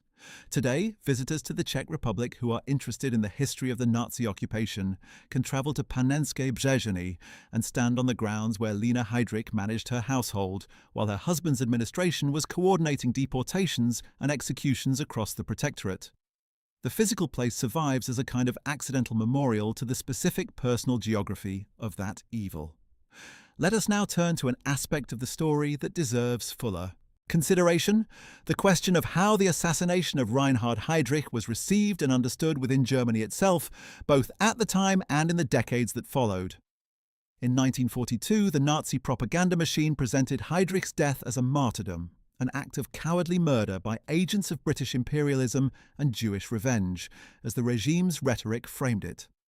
The state funeral was a propaganda exercise as much as a personal tribute, designed to demonstrate that even the most beloved and powerful Nazi heroes could be struck down by the enemies of the Reich, and that the German people should respond not with doubt or despair, but with renewed determination and fury. The reprisals at Lidis and Ležáky were presented to the German public as the proper response, as demonstrations of the strength and resolve that the assassination was intended to undermine. How ordinary Germans responded to the assassination and to the reprisals is a question that historians have examined in some detail, and the answers are complicated. There were certainly Germans who were privately relieved at Heydrich's death, who regarded him as one of the most feared and dangerous figures in the entire Nazi apparatus, a man whose power over ordinary German citizens as well as over the occupied peoples was terrifying. The Gestapo, which he had controlled, was a source of fear throughout German society, not only in the occupied territories but in Germany itself, and there were Germans who were privately horrified by the reprisals at Lidice and Ležáky, who understood that the murder of an entire village was a crime of enormous proportions regardless of the justifications offered. But public opposition was, in 1942, essentially impossible in Nazi Germany. Whatever private thoughts Germans had about Heydrich's death or about the reprisals, they were expressed in private, if at all, and the public sphere was entirely controlled by the propaganda apparatus that mourned Heydrich as a hero and presented the reprisals as justice. In the years after the war, German public memory of the assassination and its aftermath went through several phases. In the 1940s and 1950s, as with so much of the Nazi past, it was largely suppressed or avoided. In the 1960s and beyond, as the broader reckoning with the Nazi past intensified, the specific story of Heydrich and the assassination began to receive more public attention. Czech accounts of the occupation, which were more freely published after the fall of communism in 1989, added new dimensions to the story from the perspective of those who had lived under Heydrich's rule.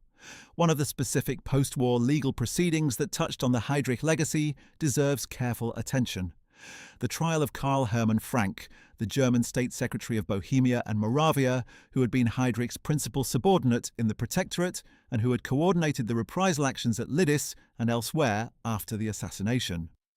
Frank was captured by American forces at the end of the war and handed over to the Czechoslovak authorities, who tried him in Prague in 1946. He was charged with war crimes relating to his role in the Protectorate, including the Lidice massacre and the broader reprisal killings following Heydrich's assassination.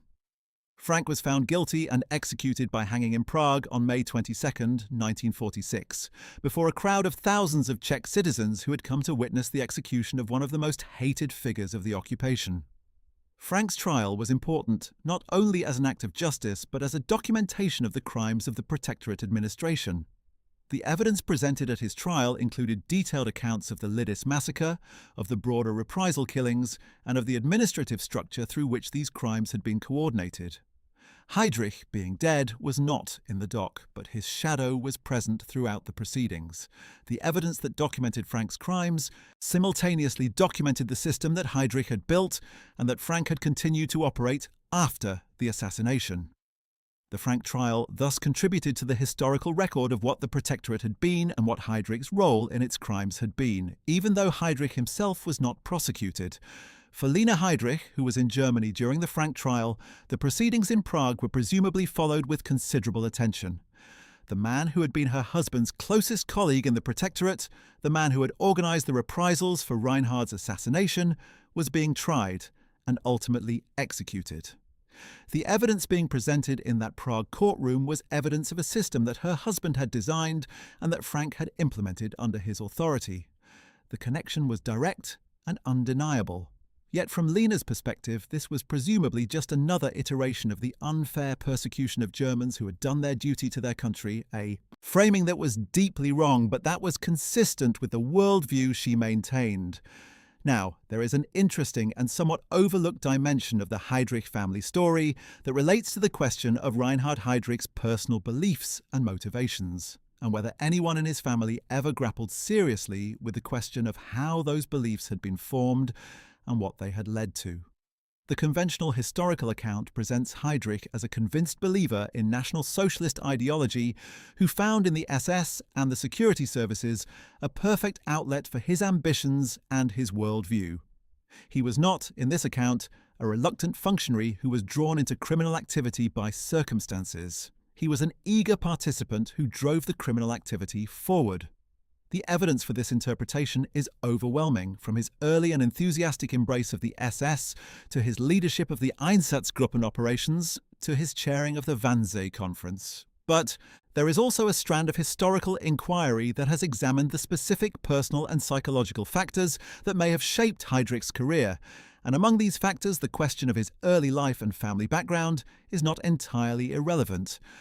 Growing up in a musical, cultured household in Halle, attending a conservative secondary school, being shaped by the post-World War I German world of defeat, humiliation, and economic chaos. All of these are factors that historians have examined in trying to understand how a gifted, intelligent young man could have become one of the most dedicated murderers in history. The answer, as most serious historians conclude, lies not in any specific childhood trauma or family dysfunction, but in the broader cultural and ideological context of Weimar Germany, in which the ideology of racial nationalism found a receptive audience among exactly the kind of young, ambitious, frustrated men that Heydrich represented. For the family he left behind, the question of what had made Reinhard Heydrich who he was is not merely academic. It is personal.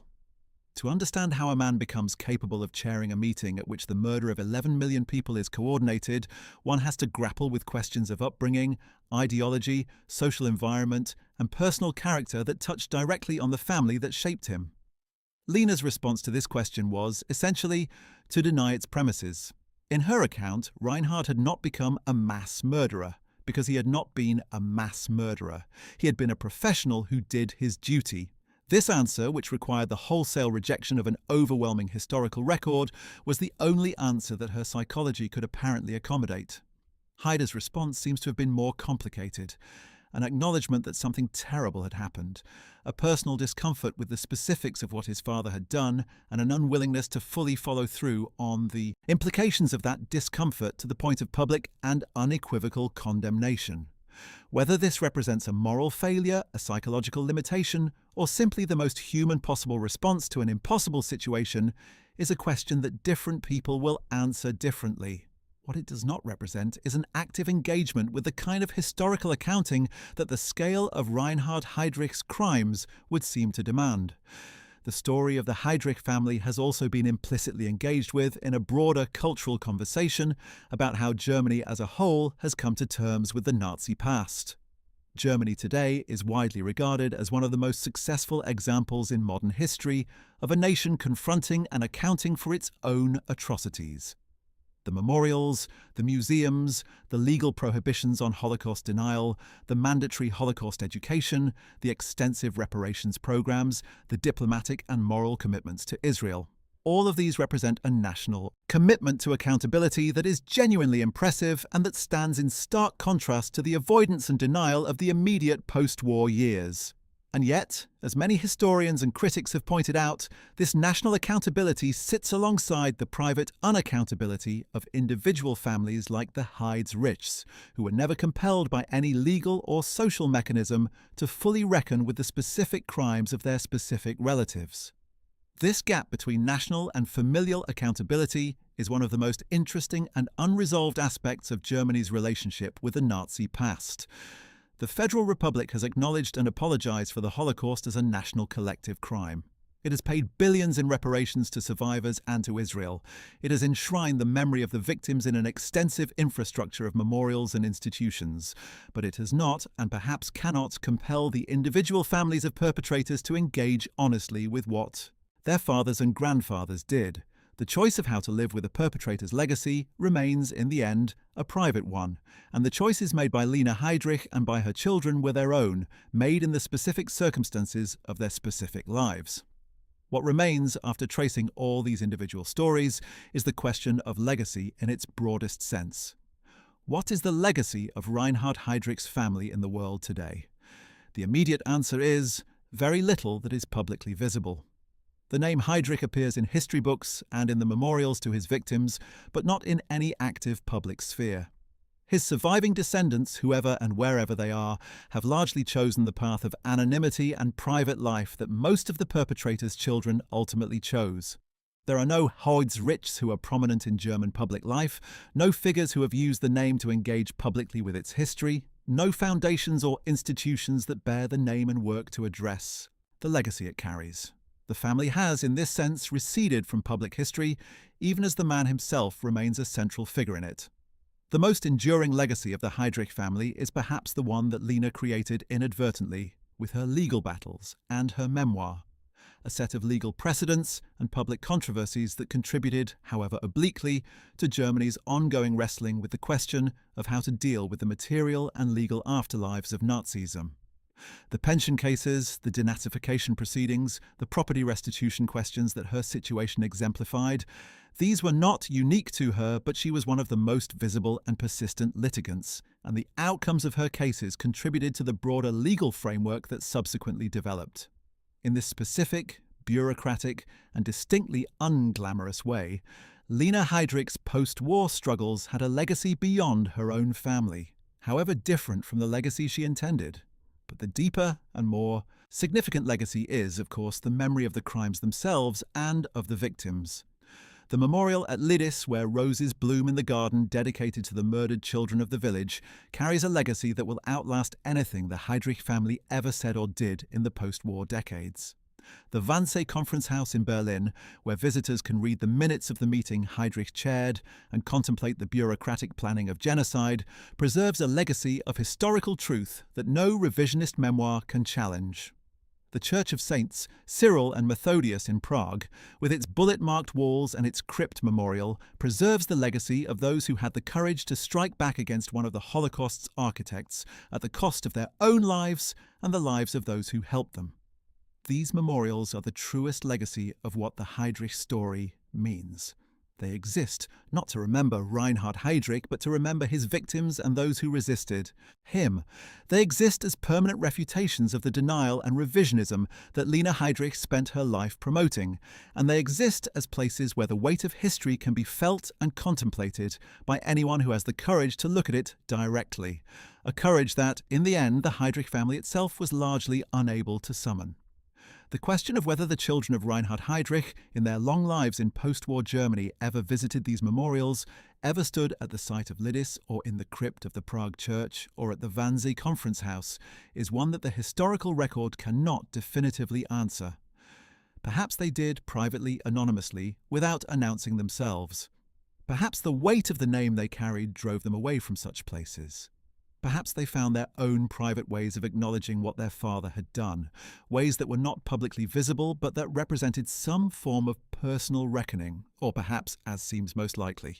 Given everything we know about the environment in which they were raised and the choices they made, they simply tried to live their lives as normally as possible and to keep as great a distance as they could from the history that their name connected them to.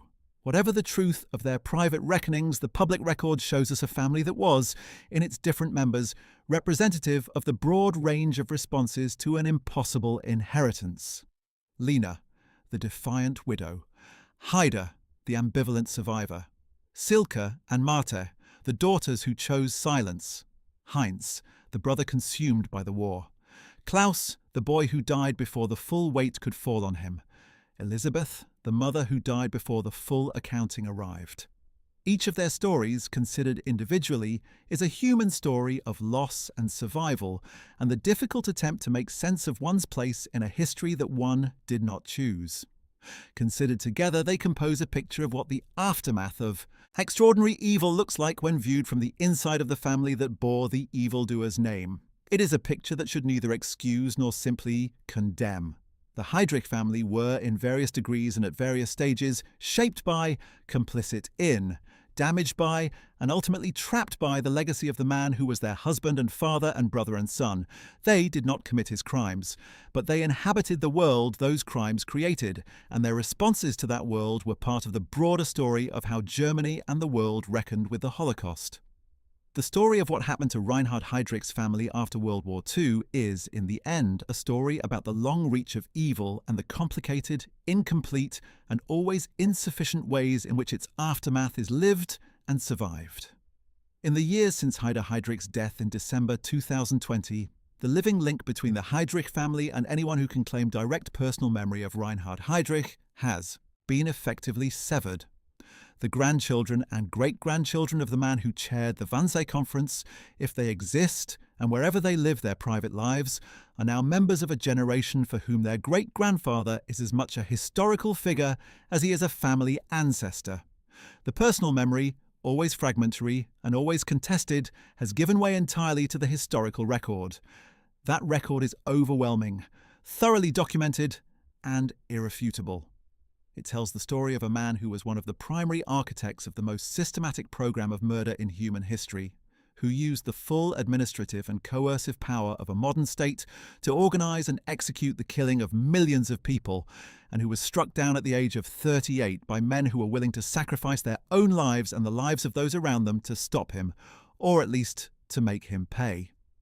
The family he left behind, the widow and the children and the siblings carried that history in their blood and their names for decades. They found different ways to manage it, none of them fully adequate to the magnitude of what they had inherited, all of them in some sense limited by the very enormity of the crimes and by the inadequacy of any possible private response to a public catastrophe of such scale. Lena Heydrich died in August 1985, still denying, still fighting, still the most conspicuous embodiment of a particular failure of moral reckoning. Her children lived longer and quieter lives, carrying the weight of their name into the 21st century, and then, one by one, laying it down. What they took with them when they went, what they made of the impossible hand they had been dealt, what peace or resolution or continued anguish they found in their private hearts, is something that history cannot tell us, and that perhaps was never meant to be told. There is a dimension of the Heydrich story that has been touched upon, but deserves deeper examination. The specific role that Heydrich played in the construction of the Einsatzgruppen and the mass murder operations in the Soviet Union that began in June 1941, and what those operations meant in terms of the documented evidence of his direct personal involvement in the most graphic dimensions of the Holocaust. Understanding this more fully helps us appreciate why the historical record is so unambiguous in its assessment of his role, and why the denial that characterized Lena's post-war narrative was so fundamentally at odds with what the documentary evidence shows. When Germany invaded the Soviet Union on June 22, 1941, in what Hitler called Operation Barbarossa, it did so with a set of explicit directives that made clear the ideological character of the campaign. This was not to be a conventional war in the Western European sense. It was, in Hitler's conception and in the operational planning that flowed from it, a war of extermination, a racial war against what the Nazi ideology deemed the twin evils of Bolshevism and Jewish power. The Einsatzgruppen, the mobile killing units that accompanied the advancing German forces into the Soviet Union, were organized specifically to carry out the mass murder of Jewish people, communist officials, Roma and other groups designated as enemies. They were organized and controlled by the RSHA, which Heydrich led. The operational orders for the Einsatzgruppen were issued by Heydrich. The reports of their activities, the Ereignismeldungen or event reports, were submitted directly to him. He knew in meticulous detail what was being done in the name of orders he had given. By the time Heydrich died in June 1942, the Einsatzgruppen had murdered over 500,000 Jewish people in the Soviet Union, mainly in mass shootings at sites like Babi Yar outside Kiev, where on September 29th and 30th, 1941, more than 33,000 Jewish people were shot in a ravine over 2 days in one of the single largest mass murders of the entire Holocaust. The Ponary massacre near Vilnius in Lithuania, the Rumbula massacre outside Riga in Latvia, the Panerai forest killings. These mass murders, carried out by units under Heydrich's direct operational authority, were documented in the Ereignismeldungen that were submitted to his office. He read these reports. He signed off on the operations. He was not a distant bureaucrat who could plausibly claim ignorance of what was being done in the field under his orders. He was the man who had given those orders and who was receiving the reports of their execution. This is why the historical record is so definitive in its assessment of Heydrich and why Lena's counter-narrative was so fundamentally untenable. It was not a matter of disputed interpretation or conflicting evidence. The documents existed, they were captured intact when the war ended, they were presented at Nuremberg and have been examined by historians ever since. The chain of command from Heydrich's desk in Berlin to the killing sites in the Soviet Union was direct, documented, and traceable in meticulous administrative detail. The man who wrote those operational orders and received those killing reports was the same man whose violin playing moved audiences to tears, whose children he bounced on his knee at Panenske Brzezany, whose death Lena mourned in the summer of 1942. That these two realities could coexist in a single human being is one of the most disturbing facts that the Holocaust has forced us to confront. And it is a fact that the Heydrich family's post-war history never succeeded in either honestly engaging with or successfully obscuring. The Wannsee Conference itself, which has been mentioned several times in this examination, deserves a fuller description because its significance to the broader historical record and to the specific question of Heydrich's documented culpability is so fundamental. On January 20th, 1942, Heydrich convened a meeting at a villa in the Wannsee district of Berlin, a comfortable lakeside property that had been requisitioned from a Jewish businessman. 15 senior officials of the Nazi regime attended, representing various government ministries and the SS. The ostensible purpose of the conference was to coordinate the implementation of what Heydrich called the final solution of the Jewish question. The minutes of the meeting, which survived the war because copies were preserved in the German Foreign Ministry files, are one of the most significant historical documents of the entire Holocaust.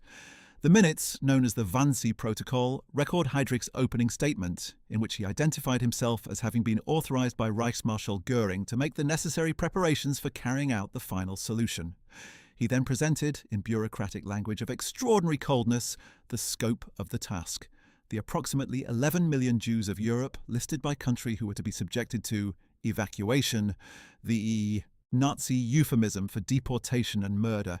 He outlined the logistics of the process, the gathering, the deportation, the labour utilisation en route, and the ultimate fate of those who could not be put to work. The meeting lasted approximately 90 minutes. There was no disagreement.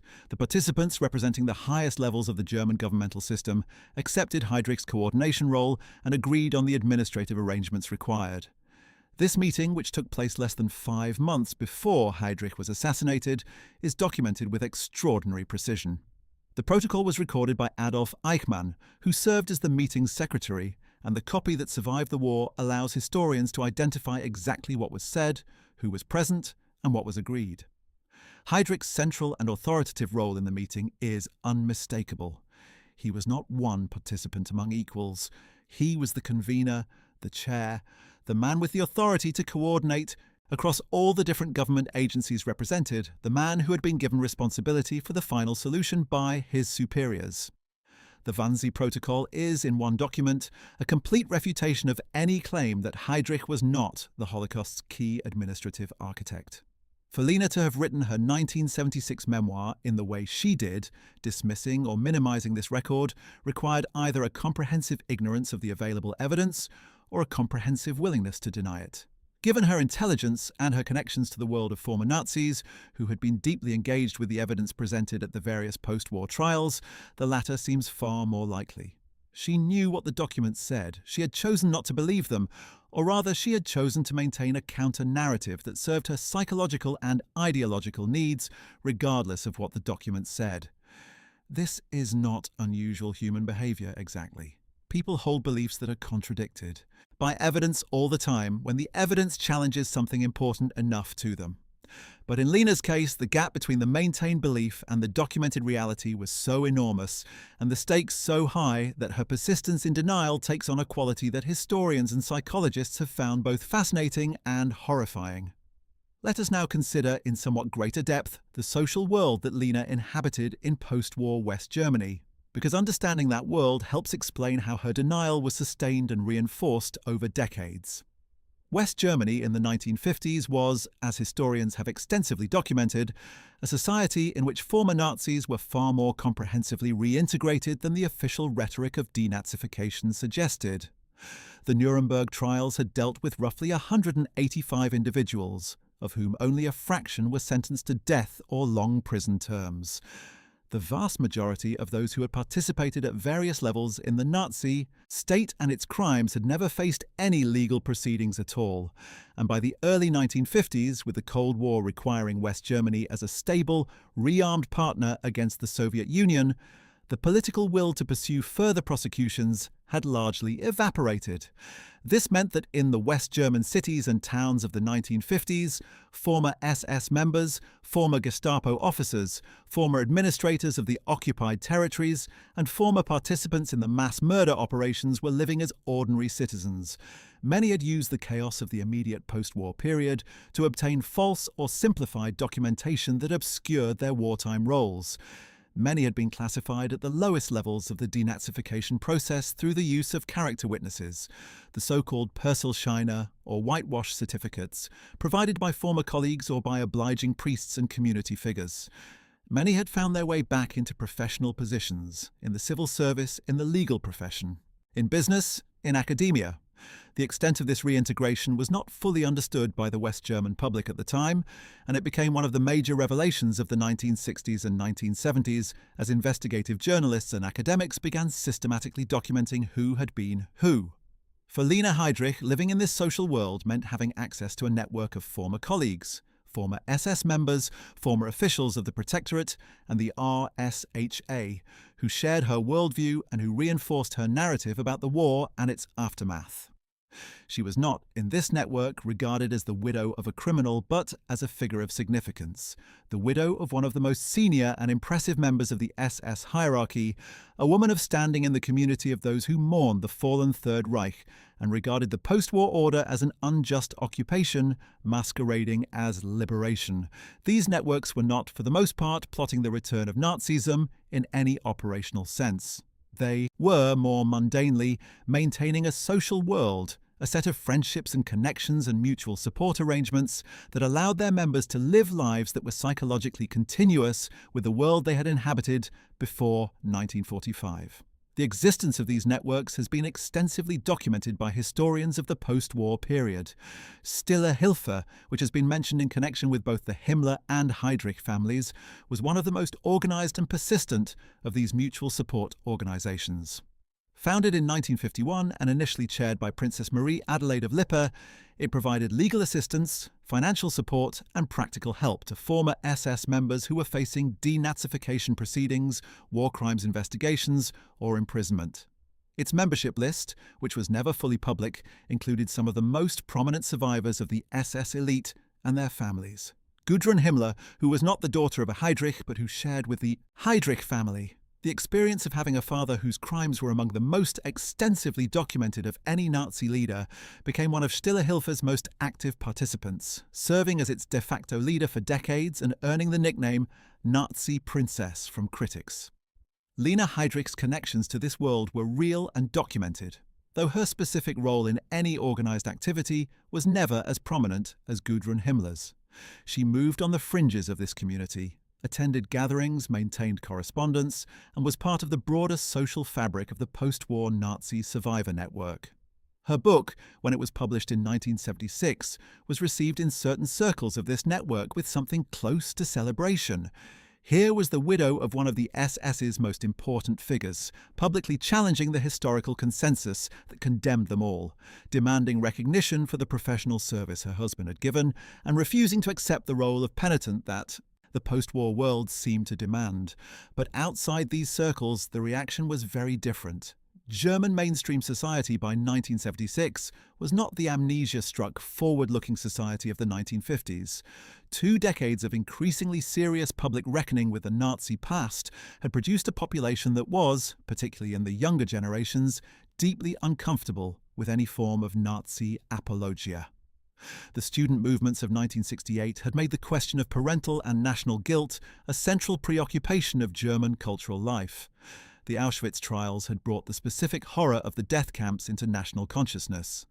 Lena's book arrived in this context as something that much of the public found simply offensive, an attempt to rehabilitate a man who the historical record had comprehensively condemned by a woman who seemed not merely unrepentant but actively proud of what her husband had been. The reviews in mainstream German publications were, with few exceptions, damning. Critics pointed out the book's selective use of evidence, its minimization of documented crimes, and its fundamental dishonesty about what the historical records showed. Some reviewers expressed a kind of weary resignation that such a book had been published at all, seeing it as evidence that the reckoning with the Nazi past was still incomplete, and that the generation of direct participants and their families was still capable of producing apologia of this kind. Others were more sharply angry, seeing the book not merely as a personal statement by a grieving widow, but as a contribution to the broader project of Holocaust denial and historical revisionism that remained a live political danger. The publisher, Grabert Verlag, was itself a publisher with a long history of producing books that challenged the accepted historical account of the Third Reich. Choosing this publisher for her memoir was, whether consciously or not, a signal about the intended audience and the ideological community to which the book was addressed. It was not reaching for the mainstream of German historical and cultural life. It was speaking to a specific community of people who were already disposed to believe its arguments, reinforcing an existing counter-narrative rather than genuinely engaging with the historical evidence. This is ultimately the most fitting epitaph for Lena Heydrich's post-war public life. She spent it speaking to people who already agreed with her, reinforcing a worldview that was becoming increasingly marginal in German society, and engaging in legal battles that, while they sometimes produced temporary victories for herself, contributed to the longer-term strengthening of legal frameworks designed to prevent such victories in the future. She was, in the fullest sense of the phrase, fighting a losing battle. The historical record was too comprehensive, the evidence too overwhelming, the documentation too precise and too extensive. She lost as the ideology she served had lost, not because the world was unjust to it, but because the world was simply unwilling to pretend that documented mass murder was something other than what it was. And her children? What do we make, finally, of the choices they made and the lives they led? Haider, who outlived his mother by 35 years, who lived to see Germany reunited and to watch his father's story told in films and books that he had no control over, who died quietly in December 2020 during a pandemic that had isolated the world. He was perhaps the most representative figure of the perpetrator's children generation, caught between worlds, unable to fully belong to either the world of his mother's denial or the world of honest historical reckoning, finding a private equilibrium that was sustainable, if not entirely honourable. Silke and Mate, who chose silence and privacy and anonymity, they were, in their way, making the only choice that the situation seemed to offer for people who wanted simply to live rather than to be defined entirely by a history they had inherited.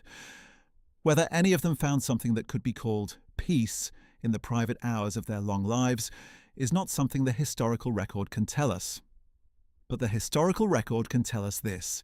The name they bore, the name Heydrich, is one of the most thoroughly documented names in the history of atrocity.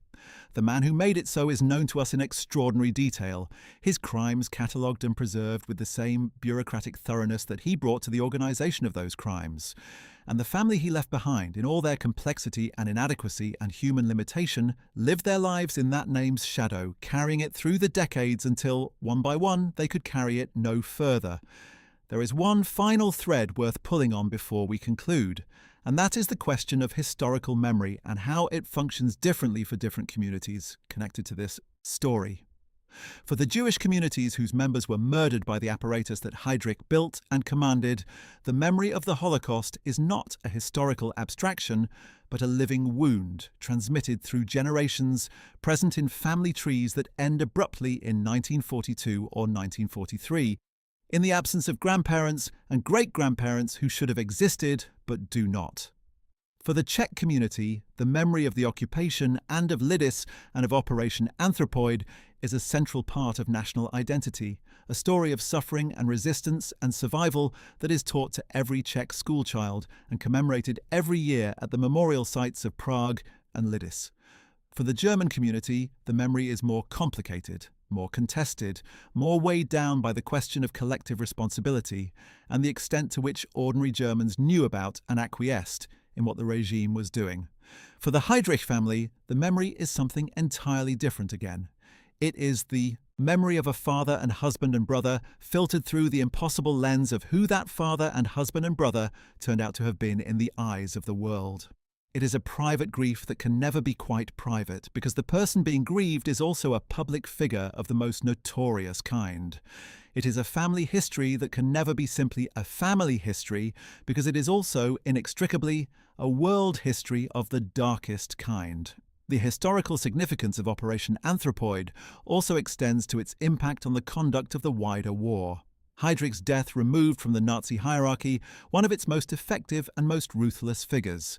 There is credible historical argument that had he survived the war, he would have been one of the most dangerous potential successors to Hitler, a man with the intelligence, the ruthlessness, and the institutional power base to have posed a genuine threat to the continued survival of the regime, or alternatively to have extended its reach and its crimes even further. His death in June 1942 created a vacuum at the top of the RSHA that was eventually filled, less ably, by Ernst Kaltenbrunner, the Austrian SS general who served as Heydrich's successor until the end of the war and who was subsequently tried and executed at Nuremberg. The assassination thus had consequences that extended far beyond the immediate circumstances of the individual, though the cost in Czech civilian lives at Lidis and Ležáky and in the broader reprisals remains the most immediate and devastating dimension of its aftermath. The relationship between heroism and atrocity in the story of Operation Anthropoid is one that historians and moralists have wrestled with extensively. Gabčík and Kubiš were undoubtedly courageous men who willingly accepted enormous personal risk in service of a just cause. The Czech civilians who sheltered them and the other paratroopers were equally courageous. At the same time, the decision to proceed with the assassination, taken in London by Czech officials who knew that massive reprisals would follow, involved a moral calculation of extraordinary difficulty. The lives of the assassins and of the Czech civilians who would inevitably suffer in the aftermath were weighed against the strategic and moral benefits of removing one of the Holocaust's most important architects. The Czech government in exile made the decision, and made it knowing that Czechs would die as a result. History has generally, though not universally, judged that decision to have been just, given the enormity of what Heydrich was doing, but the people of Lidis did not make that decision, and they paid for it with their lives. Well, that's it. Thanks for watching. We hope you found this deep dive into the post-war fate of Reinhard Heydrich's family both informative and thought-provoking. If you enjoyed this video, make sure to check out our other videos on what happened to the children of Nazi leaders after World War II. What happened to the wives of Nazi leaders, and what happened to Germany's top field marshals after the war? There is always more to discover about this extraordinary period of history and the long shadows it cast over the generations that followed. Don't forget to like this video, subscribe to our channel, and hit the notification bell to stay updated on all our future World War II content. We'll see you in the next one.